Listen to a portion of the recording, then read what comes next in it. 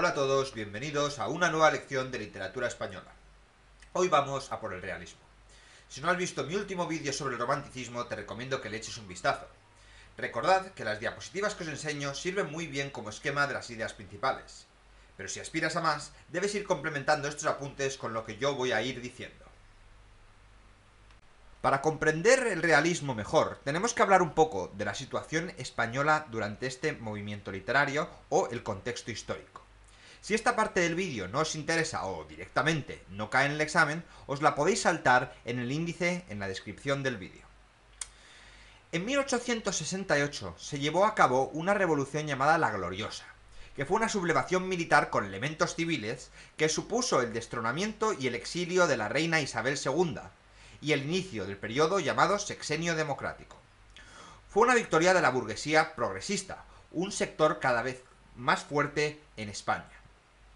Tras un gobierno provisional, finalmente se instauró el reinado de Amadeo de Saboya. La idea de tener un rey extranjero no hizo demasiada gracia a los españoles, así que le acabaron despidiendo. Todo esto acabó desembocando en la Primera República Española. Los reyes habían fallado al pueblo y tocaba un periodo nuevo. Pero este apenas duró, por la inestabilidad política, con más de 4 presidentes en el poder y el apogeo de la Tercera Guerra Carlista. Se acabó decidiendo que Alfonso XII, hijo de Isabel II, fuera el rey. Fue un periodo estable, pero 8 años después acabó muriendo de tuberculosis, y lo sucedió Alfonso XIII. Como este no tenía la edad para reinar, se ocupó su madre María Cristina, en un periodo en el que empezaron a surgir ideologías liberales, pero que acabó el siglo perdiendo todas las colonias, aunque de eso hablaremos en el próximo tema, la generación del 98. Características del realismo. En contra de previos movimientos como el romanticismo, que intentaban evocar lo bello, los realistas intentan mostrar la realidad de la manera más fiel y objetiva posible, alejada de emociones o sentimientos. Muestran hechos reales en localizaciones reales. La novela fue el género estrella del realismo, porque las obras realistas se muestran cargadas de descripciones de localizaciones y personajes tratando de ser objetivos y narrativos. La novela sería el mejor vehículo para ello. Usan personajes de la burguesía, así como humildes y marginados, en contra de los idealizados héroes románticos, son representados con todas sus características. Hablan y se expresan con su propia jerga. Un ejemplo de esto lo podemos ver en la obra Sotileza de José María de Pereda. Como ya hemos dicho anteriormente, el realismo es un movimiento que surge para oponerse al romanticismo. El tipo de narrador utilizado es el omnisciente, un ser superior que podía describir de forma detallada todo lo que ocurría en la realidad y sin involucrarse en el argumento o en las emociones de los personajes. Por parte de los autores realistas, existía un compromiso social y político. Es un movimiento muy comprometido con la situación política en el país. Sus autores se basaban en la realidad para denunciar diferentes situaciones e injusticias que venían a tener lugar en las grandes ciudades. Su objetivo era criticar la sociedad desde dentro e intentar regenerarla. Vamos a dividir a los autores del realismo en 3 vertientes. Los progresistas y mayores representantes del realismo, Benito Pérez Galdós y Leopoldo Alas Clarín. Los influenciados por el naturalismo, Emilia Pardo Bazán y Vicente Blasco Ibáñez. Y los conservadores, Juan Valera, José María de Pereda y Armando Palacio Valdés. Comencemos con Benito Pérez Galdós. Fue uno de los autores más importantes no solo del realismo, sino de la literatura española. Sobre su vida podemos decir que nació en Las Palmas de Gran Canaria, aunque vivió en Madrid desde los 19 años, convirtiéndose en periodista. Su ideología era progresista y anticlerical, estaba en contra de la Iglesia, aunque compartió inquietudes con escritores de distinto pensamiento. En 1910 comenzó a perder la vista y murió 10 años después. Su obra es muy interesante, ya que se considera un cronista de este periodo de la historia de España. Esto se vio reflejado en los episodios nacionales, publicados en 5 series formando un total de 46 tomos. Muestran los eventos más importantes de la historia española entre la Guerra de la Independencia y la Restauración. Las historias se cuentan a través de un protagonista conductor que va cambiando según la época. En la primera serie destacan pasajes históricos como Trafalgar, Bailén, el 19 de marzo, el 2 de mayo, o Juan Martín el Empecinado. En las series posteriores se continuó revisando movimientos decisivos de nuestra historia, como el equipaje del rey José, los 100.000 hijos de San Luis, Zumalacárregui, Prim o la de los tristes destinos sobre la reina Isabel II. Esto solamente por mencionar algunas de las más importantes. En este vídeo no merece la pena entrar en detalles de estas obras, ya que se corresponden con movimientos históricos. El éxito y popularidad de los episodios nacionales, muchas de sus novelas y buena parte del teatro despertaron recelos por parte de la clase reaccionaria y conservadora del país, hasta el punto de evitar en 3 ocasiones consecutivas que se le concediera el Nobel de Literatura. Si hablamos de sus novelas, podemos encontrar 2 épocas claramente diferenciadas. La primera desde 1867 a 1878, en la que Galdós expresó su rechazo a la intolerancia y a la hipocresía. Son obras de tipo reformista y liberal contra la sociedad más cerrada y conservadora española. Estas obras tienen preferencia por un final feliz. Podemos considerar las más importantes Doña Perfecta, Gloria, La familia de León Roch o Marianela. En la segunda época, desde 1881 a 1915, se llamaron las novelas españolas contemporáneas. Tienen en común el Madrid del siglo XIX y abarcando el conjunto de clases sociales.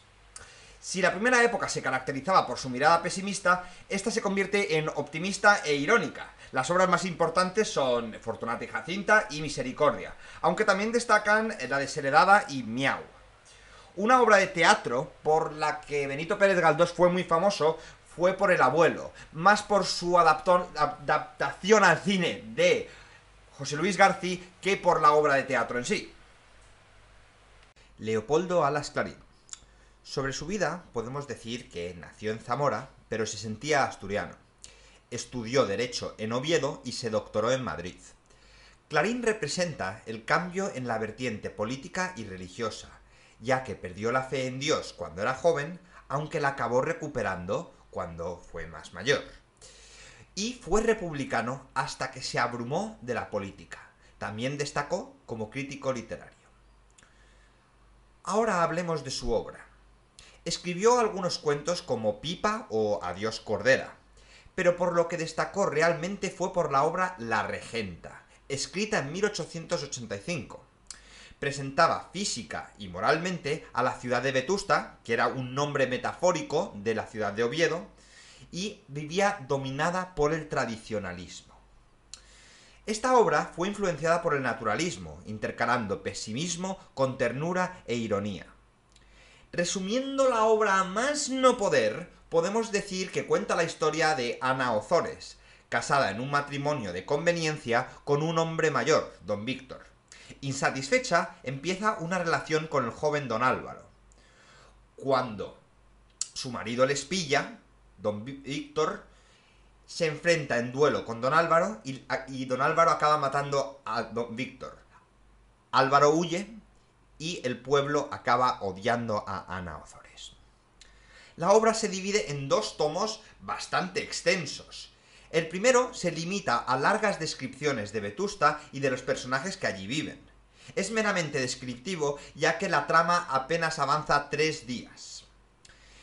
En el segundo tomo se comprenden 3 años y se centra en la acción desarrollando una narrativa muy fluida y intensa.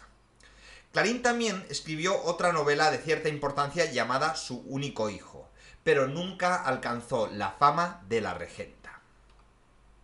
Ahora hablemos de los realistas influenciados por el naturalismo. El primero de ellos, Vicente Blasco Ibáñez. Nació en Valencia y defendió la ideología republicana. Fue diputado político y tras el éxito de sus obras fue millonario y falleció en Francia. La mayoría de sus obras transcurren en Valencia. Sus personajes suelen ser pobres en ambientes sórdidos. Su estilo es muy bruto, ya que no adorna la realidad, la muestra sucia e injusta. Sus obras muestran lo peor del ser humano.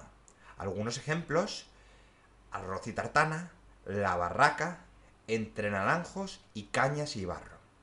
Su obra más famosa fue Los 4 jinetes del Apocalipsis, que trata sobre dramas familiares durante la Primera Guerra Mundial, haciendo una defensa de los aliados. La siguiente autora influenciada por el naturalismo fue Emilia Pardo Bazán. Sobre su vida podemos decir que nació en Coruña y que tuvo el título de condesa. Fue una mujer de gran cultura que llegó a crear una cátedra de literatura en la Universidad de Madrid, cosa impensable para la época. Entre los temas principales de sus obras podemos encontrar el caciquismo, el amor entre personas de distinta clase social y los abusos. Muestra la vida de personas humildes y cómo viven ricos y pobres. Sus obras más importantes son Los Pazos de Ulloa, que retrata la vida en una casa señorial de Galicia, mostrando las miserias humanas y poniendo de manifiesto las diferencias entre ricos y pobres, así como la posición de la Iglesia en la sociedad. La Madre Naturaleza es otra obra muy importante. Se supone que es la continuación de Los Pazos de Ulloa, pero en esta obra explora más el polémico tema del incesto o amor entre hermanos. Ahora hablemos de los realistas conservadores. Cabe mencionar que no son tan importantes como los anteriormente analizados, pero aún así conviene recalcar que no todos los autores de este periodo eran progresistas, también había ciertos autores con ideología conservadora que merecen ser mencionados. Armando Palacio Valdés. Este autor retrata los problemas sociales. Su prosa no alcanza la estética y humanidad de otros realistas, pero destacó con obras como La hermana de San Suplicio, sobre una monja que pierde la fe, y La aldea perdida, sobre un pueblo degenerado por la explotación minera. Otro autor importante de esta época es José María Pereda. Fue un autor de prestigio en su momento y a día de hoy prácticamente olvidado. Sus obras se ambientan en la España rural y se enfrentó a los escritores progresistas defendiendo la Iglesia, los valores tradicionales y las políticas conservadoras. Sus obras más importantes fueron Sotileza, que es una epopeya de la noble y dura subsistencia de los pescadores en Santander, y Peñas arriba, sobre la vida rural en la montaña cántabra. Juan Valera se considera un autor un poco raro en el realismo, ya que muchos expertos lo consideran un liberal moderado, otros lo consideran progresistas y otros, como nosotros, lo consideran conservador.